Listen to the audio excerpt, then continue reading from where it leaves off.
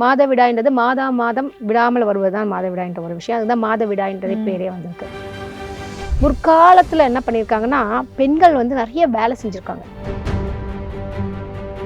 அந்த காலத்துலலாம் வந்து பெண்கள் வந்து ரொம்ப உடல் உழைப்புகளை கொடுத்தவங்க.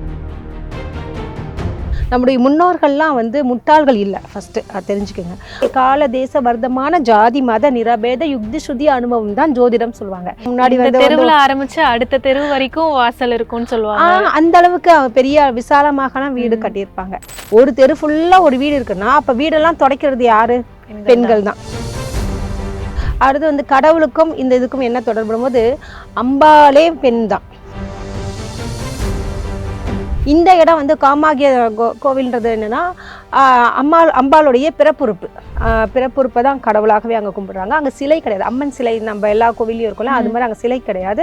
லிங்கம் வந்து ஆண் உறுப்பையும் அந்த கீழே இருக்கு இல்லையா, லிங்கத்துக்கு கீழே இருக்கிறதா பெண் உறுப்பையும் சொல்லுது. அதான் சக்தி சிவம்ன்றது ரெண்டு பேரும் இணையக்கூடிய ஒரு இடமா சொல்றாங்க. அதனுடைய தத்துவமே வந்து ஆண் இல்லாமல் பெண் இல்லை, பெண் இல்லாமல் ஆண் இல்லைன்ற ஒரு தத்துவமே அங்கே இருக்கு. அதே மாதிரி எந்த கம்பெனிலையும் வந்து உங்களுக்கு பீரியட்ஸ் ஆங்க முன்னா லீவ் எடுத்துங்கன்னு சொல்றது இல்லை. இங்கே தொடக்கூடாது, இங்கே தொட்டா இது தீட்டுன்றதெல்லாம் கிடையாது. எங்க மாலை போடுறோம்ல, மாலை போட்டுக்கிட்டே உள்ள போலாங்க. மாதவிடாய் டைம்ல பூஜை ரூமுக்குள்ள போனா ஏதாவது ஆபத்து நடக்குமா நடக்காதா?